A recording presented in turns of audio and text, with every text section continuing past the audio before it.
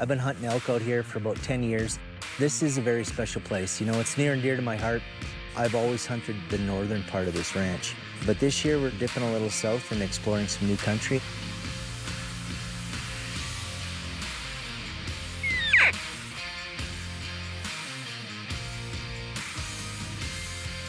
September in central Alberta. Beautiful weather, and the elk are starting to appear.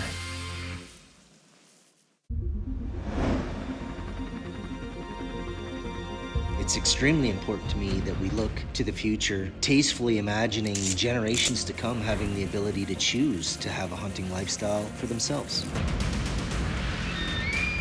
Hunting is what fuels us, it is what grounds us, and it is what connects us. Hunting is where we come from, and hunting is where we will continue to go.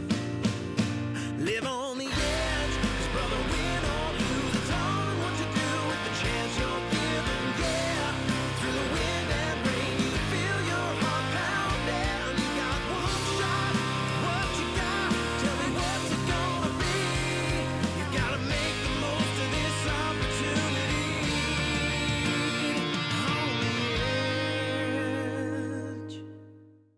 The Edge is proudly brought to you by Quiet Cat e-bikes, Hornady, accurate, deadly, dependable, high mountain seasonings, G5 Outdoors, designed to hunt, Vortex Canada, the force of optics, Snowy Mountain Rifles, Prime Archery, where accuracy is everything, Canis Athlete, Be the Wolf, Kafaru International, Gear for Life, Victory Archery, the Carbon Arrow Experts, Wolverine Guns and Tackle, Novix Tree Stands, and these fine sponsors.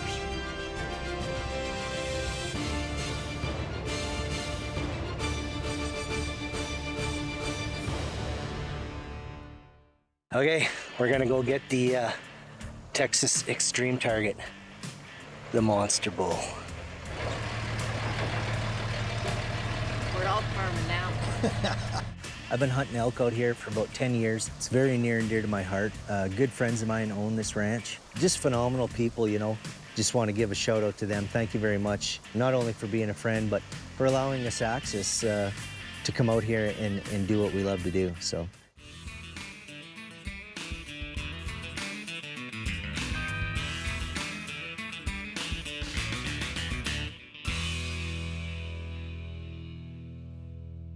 I put this stand up the other day. It's only like 6 feet off the ground, but it's got a lot of natural cover, so it'll be good early season. And then I made a cool little ground blind right underneath it. Cut some windows out of the natural vegetation. If the wind's blowing or it's raining, or maybe I'm getting pegged from that little stand, I can come down here and kind of hide out.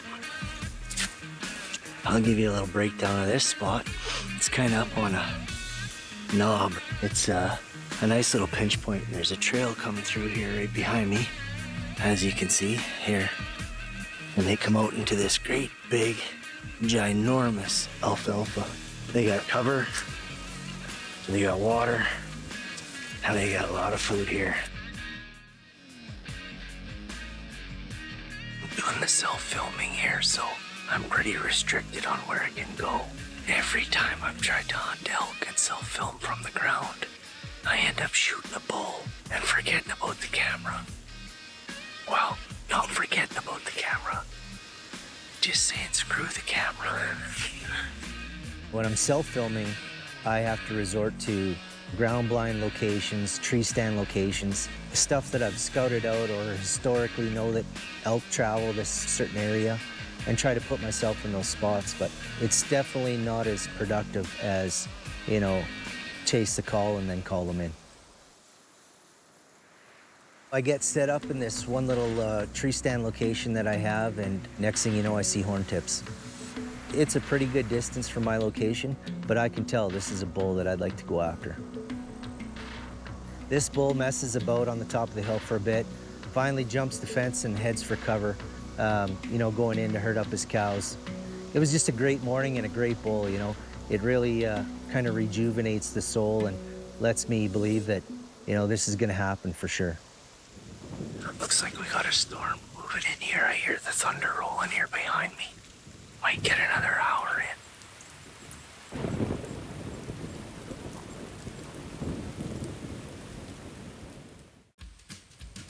So enter the cameraman. I make a quick call to Celeste up there, production manager, and she says, well, I'll send you Chris Samuelson. Chris Samuelson is the editor. We let him out of his cage. The one and only Chris Samuelson from Wild TV. This should be fun. So I haven't met Chris, and he's done years of editing on The Edge. So tell me, what kind of a guy is Steve Eklund? You know, this is the first time you really met him. Good guy, great hunter. Oh, yeah. Right on, right on.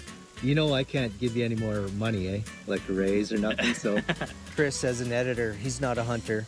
He's being challenged to do things that are outside of his normal comfort box. We see 2 calf elk, and I tell Chris, why don't you go down there, stalk them, and see if you can get close. Pretend you're hunting them. Well, my God, I never seen anything like it. He's wearing this great big cameraman black backpack. He kind of does a one-knee shuffle the whole way. I mean, it looked like a fruit fly trying to hump a football. I started giggling because there he was crawling in the direction that he had no idea where he was going or what he was doing. He comes back after this ordeal, and I said to him, how was the stalk? He goes, pretty good. But I didn't even know where he was. So kudos to Chris for getting outside the comfort zone and trying to make it happen for me. You know, every time I lace up my boots, I think of my Grandpa Vern. And the last words he said to me before he died were to be a good soldier. And every time I feel those boots go tight, I think of that. Because today, I'll be a good soldier.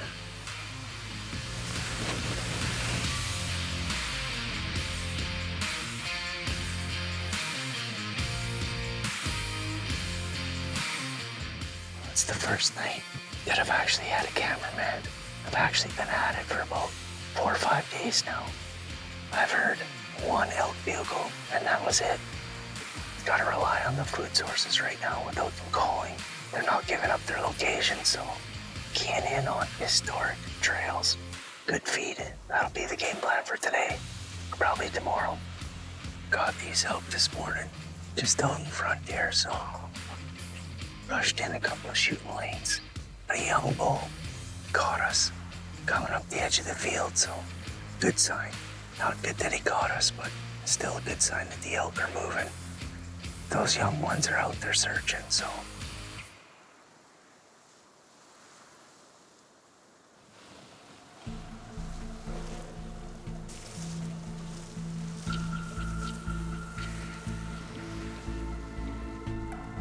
It's gotta be the bull I saw this morning.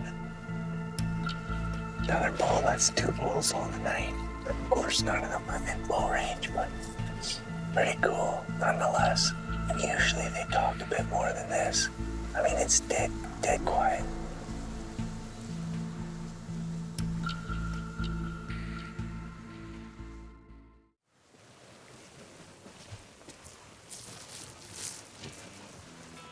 We went out and we started the morning off by kind of sitting and waiting and listening. And of course, right now, the elk haven't been very vocal at all. So once an hour and a half gets up, we went for a little tour to one of those historic locations where I know the elk like to feed. And sure enough, we come up over the rise and I seen the horn tips of this bull. You know, he was a beautiful bull, but for this early in the hunt, we elected to pass him. Hopefully we don't, you know, come to regret that decision. But it's, like I said, it's early in the hunt, and one way or another, we're gonna get after it again. Very cool. Now if we can just get one a little bigger. Always right. September in central Alberta. Beautiful weather. And the elk are starting to appear. Our partner's the Quiet Cat Group. These are the e-bikes that are sweeping the nation to get it out here and to put it into use in a real hunting scenario, especially with this landscape. I can't say enough about these bikes. Range is incredible. You know, we're going 70, 80 kilometers on these bikes on one battery charge. I'm going into these locations so deadly quiet, it's unbelievable. And I'm not leaving the bike behind for the most part. If I'm going to a tree stand location, I'm bringing it right in and putting it at the base of the tree. No scent, no noise, phenomenal. Can't say enough about the Quiet Cats. Quiet Cat bikes, totally recommend them for sure. This kind of a hunt, I can see it really working well for the mule deer hunt as well. Aces to the guys at Quiet Cat. We go out in the evening and I want to check out the south side of the ranch, and it's something that I don't often do. So I picked the highest spot we could think of, started to really pour the glass over this cornfield and the surrounding area. And sure enough, I see this bull elk head stick out of the corn. And I knew right away, you know, this was a good bull. He had a bunch of cows with him, and they shot out of there so fast, it was like somebody shot at him, or maybe a coyote was chasing him. But they all gathered up and kind of went out of the corn the same way. I thought for sure that you could kind of tell that bull was trying to herd him up, and I thought for sure he'd push him back in the corn, and that meant this was our chance to make a move.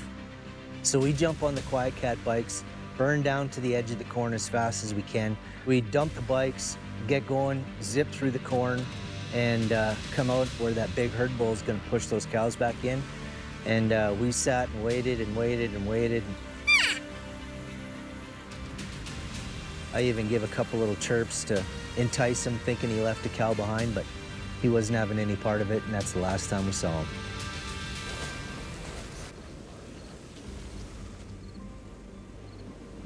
Thinking they dropped down here into this river valley, but uncertain of that.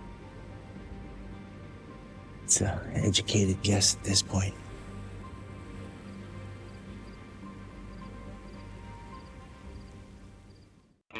You know, the one upside to the oil field being in the crapper left a lot of good tree stands around.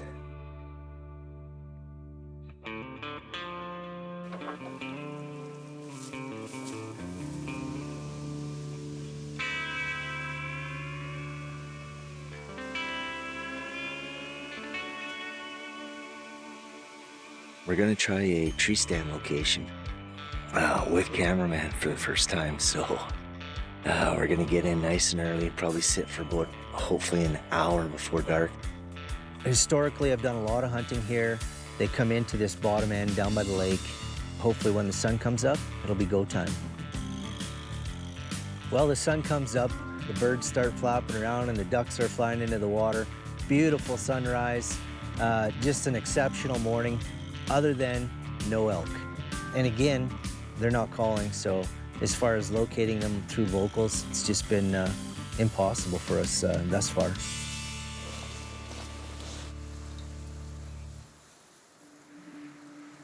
Well, tonight we're gonna try to give these elk that are feeding in the corn another go. Now, last night, we know for certain that that bull took his 9 cows and went right over the riverbank. What we don't know is if they're actually coming from down there or they're up here in one of these blocks of trees. So it's a little bit of a gamble, because if I thought they were coming out of the river, I would definitely do things different here tonight. But I'm just not 100% sure. I think the corn is right behind us here. There's 2 really big blocks of bush and then a bunch of smaller blocks. And this one up here is the big one. So I got a feeling that they're going to sleep in there, bedding in there, and then coming through onto the corn.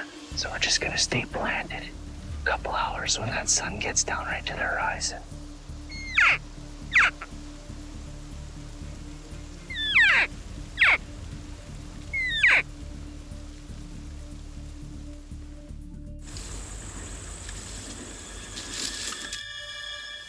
I've literally got a bull in the bush, probably within 40 yards.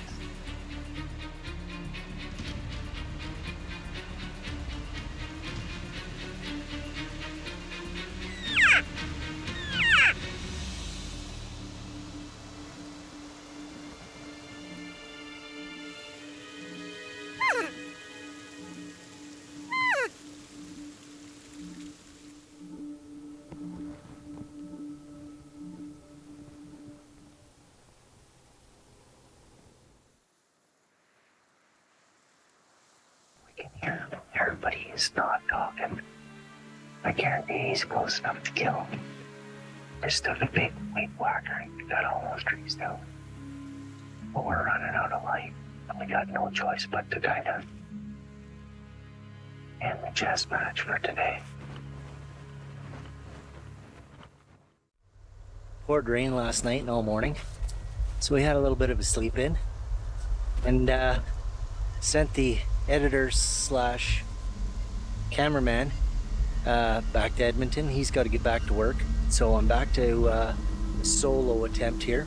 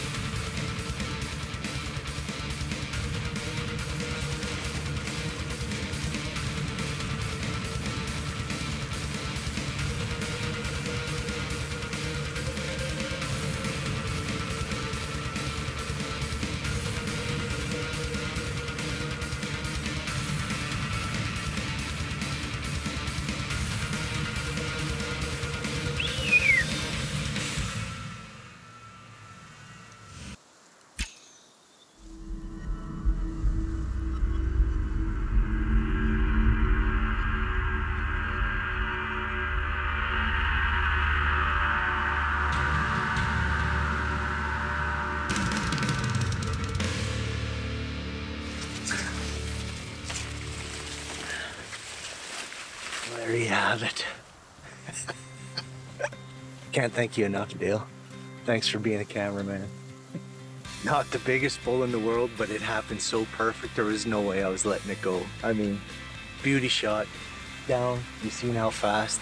You know, he's not Big Papa Pump, but I am one happy camper. I'm gonna gather my senses, and then we'll walk up and take a look at him. Wow.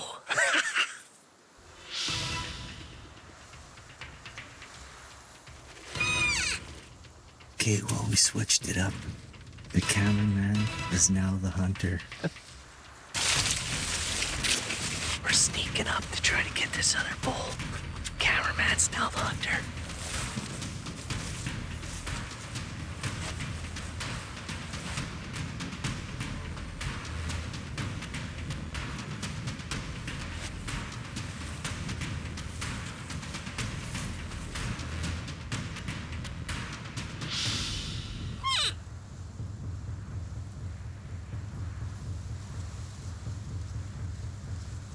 He's gonna decide for us. Wow, pretty incredible. Wow. I mean, to get another bull right after we killed ours. 70 yards, just a little too far. Didn't pan out for Dale, the cameraman here, to get an arrow in that other bull, but finally gonna get up to him and put our hands on him. Awesome. We did it. That's awesome. That is Everybody, for those of you that don't know, Dale has been a friend of mine for a long time. This is his ranch. This guy's gonna be great in the freezer. And what an easy pack out. I mean, the road is literally right here. 10 yards behind us. So we're gonna get him gutted. We got him tagged and get him in the back of the truck, and then we're off to see Eli at the Silver Creek Colony for processing. So again, man, thanks Cool, so man. much. You Good know, shot, too. yeah, well, thank you. You know, for you to take the time, you know, not to bring your bow and be a cameraman, because we're self-filming pretty much this entire hunt. Yeah, Can't thank you enough for doing that. it's awesome. My pleasure.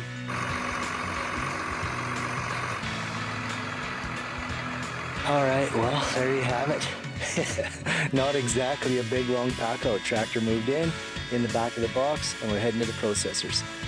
Hey, everybody, thanks for tuning in to this week's episode of The Edge. I know it was a doozy, self-filmed, but we tried our best. Anyway, appreciate you coming along. I'm your host, Steve Eckler.